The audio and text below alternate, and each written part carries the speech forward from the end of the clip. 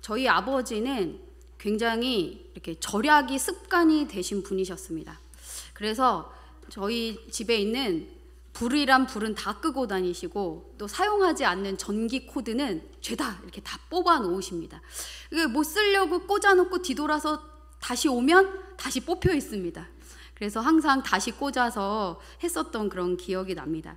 그렇게 어릴 적부터 아버지의 그런 모습이 가랑비에 옷 젖듯이 그냥 이렇게 스며들었어요. 그래서 저도 그 습관이 이렇게 전도되어 가지고, 아버지만큼은 아니지만 저도 이제 사용하지 않는 불들은 다 끄고 뽑고 이런 것들을 굉장히 이렇게 하는 편에 속합니다. 그런데 이렇게 살다가 보니까 어떤 증상이 나타나냐면, 꼭 필요한데도 아끼느라고 또 생각하고 또 고민하고 또 고민하는 그런 습관이 생겼습니다. 그런데 이제 이렇게 하나님을 가까이 하는 삶을 이렇게 사모하고 또 애쓰는 삶을 살다 보니까 이제 하나님께서 주신 지혜가 하나 있습니다. 그게 무엇이냐면, 꼭 필요한 것은 비싸도 사고 아무리 싸도 필요하지 않는 것은 사지 않는다. 네. 동의하십니까? 네. 네, 그래서 저희가 이렇게 마음의 견물생심이라고 1+1 막 이런 거 하면 막 안 사도 되는데 막 사고, 와 저거 지난번에는 10,000원이었는데 지금 5,000원에 막 이러면 어떻습니까? 막 이렇게 사고 싶은 그런 마음에 충동 구매를 하기도 합니다. 그래서 진짜 낭비는 무엇일까요? 네, 꼭 사용해야 하는 곳에 물질을 사용하지 못하는 것이 진짜 낭비입니다. 오늘 불의한 청지기 비유의 말씀은 해석하기가 참 난해한 그런 본문 말씀입니다. 이 말씀에는 쉽게 이해되지 않는 3가지가 이렇게 나옵니다. 첫 번째는 예수님이 불의한 청지기를 칭찬하신 것입니다. 참 이해가 안 됩니다. 두 번째는 제자들에게 이 비유의 말씀을 본받으라고 말씀하십니다. 세 번째는 불의한 청지기가 빛의 자녀들보다 낫다고 한 것입니다. 예수님께서 우리에게 주시는 이 말씀의 참 의미는 무엇일까요? 오늘 말씀을 통해서 함께 찾아보도록 하겠습니다. 오늘 1절 2절 말씀, 본문 1절 2절 말씀을 함께 읽겠습니다. 시작. 또한 제자들에게 이르시되, 어떤 부자에게 청지기가 있는데 그가 주인의 소유를 낭비한다는 말이 그 주인에게 들린지라. 주인이 그를 불러 이르되, 내가 내게 대하여 들은 이 말이 어찌 됨이냐? 내가 보던 일을 세마라. 청지기 직무를 계속하지 못하리라 하니. 네, 예수님께서 비유로 말씀하셨습니다. 어떤 부자에게 한 청지기가 있는데 그 청지기가 어떻게 하고 있어요? 주인의 소유를 낭비한다는 그 소리가 주인에게 들립니다. 그래서 주인이 어떻게 해요? 그 청지기를 불러서, 내가 너에 대하여 다 들었다. 그동안 보던 일을 세마라. 이게 무슨 말이에요? 그동안 하던 일을 정리하고 청지기의 직무를 그만두라고 말합니다. 이 청지기가 이제 속으로, 주인이 이제 내 직분을 빼앗았으니 이제 무엇을 해야 하나 하고 생각합니다. 땅을 파자니 힘이 없고 얻어먹자니 부끄럽고, 내가 할 일이 생각났구나 이렇게 하고, 그리고는 이 청지기가 주인에게 우리 그 자기 주인에게 빚진 사람들을 일일이 이렇게 불러옵니다. 그리고 먼저 온 자에게, 너는 우리 주인에게 얼마를 빚졌느냐 묻고, 기름 100마리라고 하면 여기 내 증서에 50이라고 써라. 그리고 또 다른 이가 이제 오면, 너는 얼마를 빚졌느냐라고 묻고, 밀 100석이라 하면 내 증서에 80이라고 적어라고 쓰라고 합니다. 8절 상반절, 우리 파란 글씨로만 된 말씀만 읽겠습니다. 시작. 주인이 이 옳지 않은 청지기가 이를 지혜 있게 하였으므로 칭찬하였으니. 네, 여기까지만 읽겠습니다. 파란 글씨만. 네.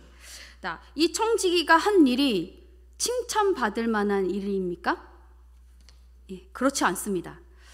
오늘 말씀의 제목이 무엇입니까? 불의한 청지기입니다.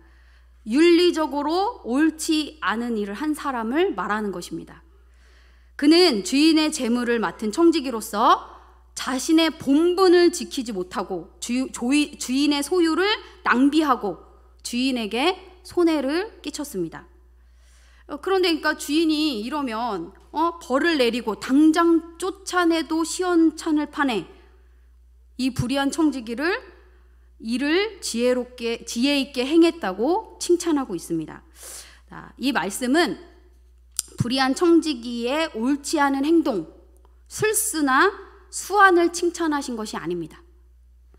예수님께서 칭찬하신 것은 이 불의한 청지기의 그 지혜로움을 칭찬하신 것입니다. 우리에게 불의한 청지기의 그 지혜로움을 배우라는 것입니다. 우리 4절 말씀도 함께 읽겠습니다. 시작. 내가 할 일을 알았도다. 이렇게 하면 직분을 빼앗긴 후에 사람들이 나를 자기 집으로 영접하리라 하고. 네.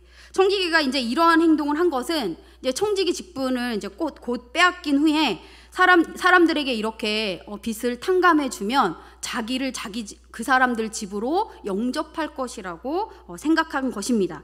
그러니까 예수님께서 본받으라고 한 것은 자기 청지기의 자리가 영원하지 않다는 것을 깨닫고 자신의 미래를 미리 준비한 것을 본받으라고 하신 겁니다. 세상 사람들도 이렇게 자신의 미래를 위해서 열심히 준비하는데 너희는 왜 미래를 미리 준비하지 않느냐 하는 것입니다. 또 불의한 청지기처럼 자신의 미래를 불의한 청지기가 자신의 미래를 미리 준비한 것처럼 빛의 아들들도 닥쳐올 미래를 미리 준비하라는 것입니다. 우리는 우리의 삶이 막 천년만년 될 것이라고 이렇게 착각하고 이렇게 코앞에 있는 일만 생각하면서 살아갈 때가 너무나도 많습니다. 그래서 우리는 이런 인생 가운데에서 그 지혜를 배우고 또 우리가 갈 곳을 미리 준비하는 빛의 자녀들 되시기를 주님의 이름으로 소망합니다. 아멘. 네, 8절 우리 하반절부터 9절까지의 말씀, 파란 글씨로 돼 있는 말씀만 함께 읽겠습니다. 이 세대의 아들들이 자기 시대에 있어서는 빛의 아들들보다 더 지혜로움이니라. 내가 너희에게 말하노니 불의한 재물로 친구를 사기라. 그리하면 그 재물이 없어질 때에 그들이 너희를 영주할 처소로 영접하리라. 예수님께서 이 세대의 아들들이 빛의 아들들보다 더 지혜롭다고 말씀하신 것은 돈을 사랑하는 이 세대의 아들들이 돈을 사용하는 데 있어서 하나님을 섬기는 빛의 아들들보다 더 지혜롭다라고 말씀하신 것입니다. 그러니까 불의한 청지기가 미래를 준비하는데 재물을 잘 사용했다라고 말씀하시는 것입니다. 9절에서 지금 읽으신 9절의 말씀에서 불의의 재물은 세상 재물을 말하는 것입니다. 그래서 예수님께서 세상 재물로 친구를 사귀라고 말씀하셨어요. 여기서 사귀라는 뜻은 무슨 뜻이냐면 구제하라, 섬기라. 그러니까 친구를 구제하고 섬기라는 말씀입니다. 그래서 오늘 지금 읽고 있는 이 말씀은 예수님께서 누구에게 한 말씀입니까? 네, 아까 1절에 읽으셨을 때 나왔는데 1절에 또한 제자들에게 이르시되, 네, 지금 제자들에게 예수님께서 말씀하고 계신 거예요. 그런데 제자들에게만 말씀하고 있으셨던 것이 아니라 아까 우리 함께 읽었을 때 14절 말씀에도 말씀하고 계십니다. 다 같이 읽겠습니다. 바리새인들은 돈을 좋아하는 자들이라 이 모든 것을 듣고 비웃거늘. 예수님의 제자들에게도 말씀하고 계셨고 그 자리에 함께 있었던 돈을 좋아하는 바리새인들에게도 말씀하고 계십니다. 또 이 자리에서 하나님께 예배하러 나온 우리 하나님의 빛의 자녀들에게도 말씀하고 계신 것입니다. 그러니까 예수님께서 이렇게 말씀하신 것은 불의한 청지기처럼 세상 재물로 미래를 위해 친구를 사귀라고 하시는 거예요. 우리에게 있는 세상 재물을 사용해서 친구를 사귀어서 그들의 영원한 미래와 나의 영원한 미래를 준비하라고 하시는 것입니다. 아멘. 즉 쉽게 말해서 세상 물질로 전도하라는 것입니다. 아멘, 아멘. 네, 아멘 소리가 안 나오네요. 아멘. 네, 하나님이 주신 것으로 하나님의 나라와 연결된 삶을 살라는 뜻입니다. 제가 이제 지지난주에 저희 여동생과 저희 사촌 오빠를 만났습니다. 사실은 저는 주로 제가 사역했던 지역은 인천하고 서울 지역이었습니다. 여기 오기 전에도 서울에서 이렇게 사역을 했습니다. 그래서 사실은 춘천에서 제가 사역을 하게 될 것이라고는 사실은 생각해 보지 못했습니다. 그래서 이렇게 또 하나님이 또 이렇게 좋은 춘천이라는 곳으로 또 보내주셔서 이곳에서 이제 사역하게 됐는데, 제가 사실은 생각지도 못했는데 제가 춘천에 아는 사람이 상당히 많더라고요. 그게 뭐냐면, 지금 제가 제 여동생과 사촌 오빠를 만났다고 말씀드렸잖아요. 이곳 춘천에 살고 있습니다. 제 여동생과 사촌 오빠가. 또 심지어 저희 남편의 남동생 동선애가 이곳에서 살고 있습니다. 그리고 제가 아는 사람이 상당히 많은, 인연이 있는 그런 춘천입니다. 그래서 저희 동선의 가족은 이제 하나님을 잘 믿는 그런 가정입니다. 그런데 이제 저희 여동생과 저희 오빠는 이제 신앙생활을 하고 있지 않습니다. 그래서 저는 이 두 사람을 이제 만나기 전에 이제 벌써 이제 두 번째 만났거든요. 근데 왜 만나냐면 이분들을 만날 때 이제 기도하고 갑니다. 이분들의 영혼을 놓고 기도하고, 그리고 계속 이 사람들을 만나면 밥도 사고, 이 사람들을 만나면 차도 사주고 막 이러면서 저를 중심으로 계속 시간을 잡아서 계속 교제하고 있습니다. 그래서 이제 이번에도 지지난주 이제 주에도 같이 이제 모여서 밥을 먹게 되는데, 저희 사촌 오빠가 저한테 이렇게 질문했습니다. 야, 너는 네가 목사인데 왜 너희 여동생을 교회 안 데려가냐? 이렇게 물었습니다. 그래서 이제 제가 대답을 하려고 딱 이렇게 하는데 제 동생이 먼저 대답을 해버렸습니다. 뭐라고 얘기하냐면, 나는 교회 안 가!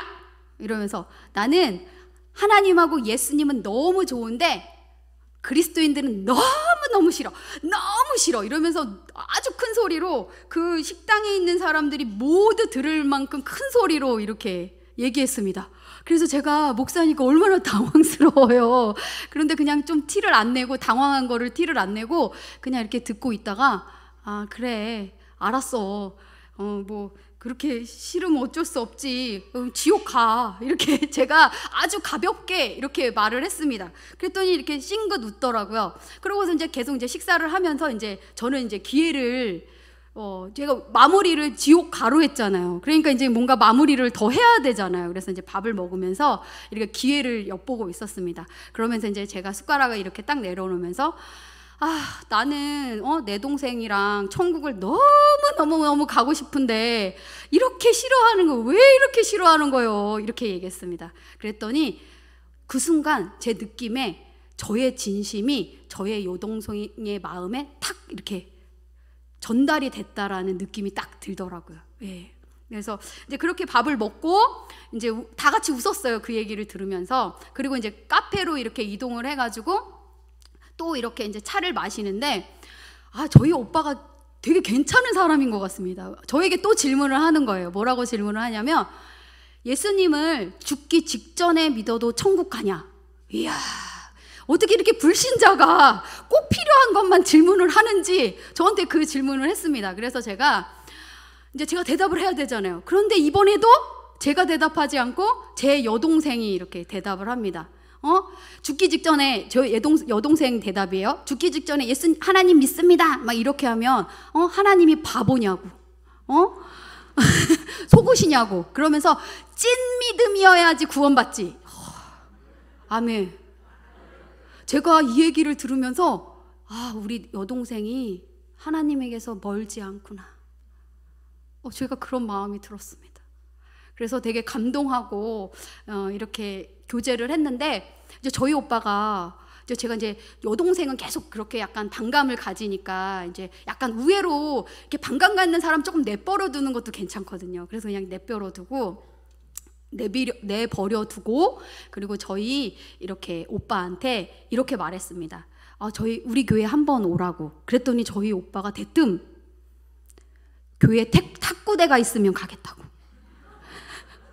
자기가 탁구를 좋아하는데 탁구를 칠 수 탁구대가 있고 이러면 내가 교회를 가겠다고. 그래서 내가 얼마 온 지 안 돼가지고 탁구대가 있는지 알 수 없지만 내가 창고를 다 뒤지고 또 아니면 다른 사람들한테 물어봐서 탁구대가 있으면 전화를 하겠다. 탁구대가 있었습니다. 그래가지고 제가 이번 주 월요일 날 저희 오빠를 공지천에서 만났습니다. 그러면서 아주 자랑스럽게 이렇게 말했습니다. 우리 교회에 탁구대가 있다고. 그러면서 우리 교회에 오라고. 그랬더니 이제 언제 올까 막 이런 얘기들을 나눴습니다. 그래서 제가 주일에 이렇게 스케줄을 짜줬어요. 어떻게? 주일에 예배를 드리고 그 다음에 우리 교회 맛있는 국수를 먹고 그 다음에 탁구를 치자고. 근데 이제 문제는 한 가지 문제가 있습니다. 제가 탁구에 실력이 별로 없습니다. 근데 그렇게 탁구를 좋아하고 잘 치시는 분들은 어느 정도 이렇게 조금 잘 쳐줘야 재미가 있는데 저같이 잘 못 받고 막 이러면, 그러니까 혹시 저를 도와서 저희 오빠가 이렇게 잘 정착하는데 탁구 실력이 조금 있으신 분들 저에게 오셔서 저를 도와주시기를 부탁드립니다. 아멘. 네, 이렇게 우리 오빠가 교회에 올 것 같습니다. 네, 우리 10절, 오늘 본문 말씀 10절, 11절에서 12절까지의 말씀 함께 또 읽겠습니다. 시작. 지극히 작은 것에 충성된 자는 큰 것에도 충성되고 지극히 작은 것에 불의한 자는 큰 것에도 불의하니라. 너희가 만일 불의한 재물에도 충성하지 아니하면 누가 참된 것으로 너희에게 맡기겠느냐? 너희가 만일 남의 것에 충성하지 아니하면 누가 너희의 것을 너희에게 주겠느냐? 아멘. 10절에서 12절까지의 말씀을 보시면 앞의 내용하고 약간 갑자기 다른 얘기를 하는 것처럼 느껴지기도 합니다. 그런데 이게 다른 얘기가 아니라 예수님께서 불의한 청지기를 칭찬하셔서 오히려 작은 것에 충성하는 진실한 청지기가 되라고 말씀을 더욱 강조하시기 위해서 이렇게 말씀을 주신 거예요. 반전의 방법, 그것을 사용하셔서 더욱 확실히 기억에 남도록 가르치신 것입니다. 네. 오늘 말씀의 초점은 불의가 아닙니다. 오늘 말씀의 초점은 준비하는 지혜입니다. 아멘. 네. 마태복음 6장 20절에서 21절까지의 말씀, 이제 중간에 조금 생략했지만 생략한 말씀 이어서 계속 읽겠습니다. 시작. 오직 너희를 위하여 보물을 하늘에 쌓아두라. 내 보물 있는 그곳에는 내 마음도 있느니라. 아멘. 세상 물질로 친구를 사귀는 것은 우리를 위하여 하늘에 보물을 쌓아두는 것과 같습니다. 아멘. 믿으십니까? 아멘. 네, 우리 보물이 있는 곳에 우리의 마음이 있습니다. 지금 한번 나는 물질을 어떻게 사용하고 있는지 좀 이렇게 생각해 보셨으면 좋겠습니다. 내가 어느 쪽에 물질을 많이 사용하고 또 내가 어느 쪽에 물질을 흘려보내고 있는지 좀 점검해 보셨으면 좋겠습니다. 제가 이렇게 보니까 임신했을 때 저희 아이들이 이제 뭐 20대라서 아주 먼 얘기긴 하지만 제가 임신했을 때 그렇게 임신한 사람만 눈에 보이더라고요. 임신한 분들만 지나다녀요, 제 주변에는. 근데 사실은 그 당시에 뭐 그렇게 아기를 갖는 사람이 많지 않고 점점점 더 아기를 갖는 사람들이 많지 않아지는 시대잖아요. 그런데 임신했을 때는 어떻게 해요? 정말 신기하게 임신하는 사람만 눈에 보입니다. 그죠? 이런 것처럼 사실은 하나님 나라와 연결된 삶을 사는 사람들은 그럼 누구만 보이겠습니까? 네, 이뤄진 영혼들이 보입니다. 예. 아멘. 아멘. 내가 이루어진 영혼이었어요. 내 자신이. 그래서 내가 예수 그리스도, 정말 고난의 길을 지금 사순절 기간을 보내고 있는데 정말 나를 구원하시기 위하여 그 십자가 길을 가신 그 예수 그리스도를 통하여서 내가 구원받았잖아요. 내가 잃어버린 영혼이었던 거죠. 그러니까 나는 그 예수님으로 말미암아 먼저 구원을 받았어요. 그러니까 나는 누구만 보이겠어요? 예, 잃어버린 영혼이 눈에 보이게 되어 있습니다. 아멘. 네, 근데 너무 멀리서 찾지 마세요. 저처럼 이렇게 가까운 데서 찾으시면 됩니다. 멀리 안 가셔도 있잖아요. 우리 집에 자녀들, 우리 집에 형제 자매들, 우리 집에 저기 친척 멀리 있는 친척들, 또 우리 집 앞에 살고 있는 이웃들. 아까 제가 약간 얘기를 조금 안 했는데 조금 더 설명을 드리면, 저희 여동생이 이렇게 그리스도인들을 싫어하는 데는 그럴 만한 이유가 있습니다. 그게 무엇이냐면, 저희 여동생이 이제 인생 중에 사람은 살다 보면 굉장히 힘들고 어려운 시절이 있잖아요. 그러니까 저희 동생이 너무 힘들고 어렵고 막 정말 우울증이 올 것 같고 막 이렇게 너무 힘든 그런 인생의 시기가 있었어요. 그래서 너무너무 힘들게 힘겹게 이렇게 살아가고 있을 때, 이렇게 앞집에 살고 있던 권사님이 이제 전도하러 오신 거예요. 그래가지고 전도하러 오셔가지고 뭐라고 말씀하셨냐면, 이렇게 지금 힘든 건 예수님 안 믿어서 그런 거야, 이렇게 말했습니다. 그 얘기를 저한테 언젠가 했는데 제가 대신 사과했습니다. 동생아, 미안해. 예수님은 그런 분이 아니야 라고 대신 사과했던 적이 있습니다. 이 권사님이 이 권사님을 정죄하거나 잘못됐다라고 말하고 싶은 것이 아닙니다. 이 권사님도 우리 동생을 예수님을 전해서 구원받게 하고 싶어서 그렇게 전한 것입니다. 그죠? 그 교회 오도록 하게, 그렇게 해서 그런 방법으로도 또 예수님을 믿고, 그런 방법으로도 이렇게 하나님을 믿고 구원받는 일이 정말로 실제로 일어납니다. 그런데 제 동생은 그런 하나님이면 믿지 않겠다고 큰 상처를 이렇게 받았습니다. 그리고 또한 자기가 일하는 일터에서 이렇게 손님으로 오는 사람들 중에 대부분 굉장히 깐깐하고, 그리고 이렇게 예의 없는 사람들이 그리스도인인 경우가 많이 있었던 것 같습니다. 아멘 하시면 안 됩니다. 아멘 하시면 안 됩니다. 네, 아마도 그냥 케이스였을 거예요. 뭐 그냥 그리스도인인데 조금 더 까칠한 사람이 있는 거고, 안 믿는 사람들 중에서도 까칠한 사람이 있는 건데, 내 동생이 느끼기에는 그리스도인인데 까칠하니까 이게 완전히 크게 와닿았던 것 같습니다. 그래서 저는 이제 저의 여동생의 얘기를 이렇게 듣게 되면 굉장히 이제 반성하고, 이렇게 하나님의 말씀을 잘 전하고 또 잘 가르쳐야겠다 라는 그런 마음을 이렇게 먹습니다. 말씀을 이제 마무리하려고 합니다. 네. 오늘 아까 말씀드린 것처럼 오늘 말씀의 포커스는 불의가 아니라 뭐예요? 미래를 준비하는 지혜입니다. 이런 지혜는 어디로부터 오는 것일까요? 하나님께로부터 오는 것입니다. 그래서 이런 지혜를 정말로 배우고, 또 정말로 잃어버린 이런 우리에게 맡기신, 하나님께서 우리에게 맡기신 그 세상 재물이 있지 않습니까? 이런 재물을 잘 지혜롭게 사용하여서 어떻게 해요? 친구를 사겨라. 네, 친구를 사귀셔서 정말 잃어버린 영혼들의 영원한 미래와 나의 영원한 미래를 준비하는 진실한 청지기가 되시기를 주님의 이름으로 기도합니다. 아멘. 함께 기도하겠습니다.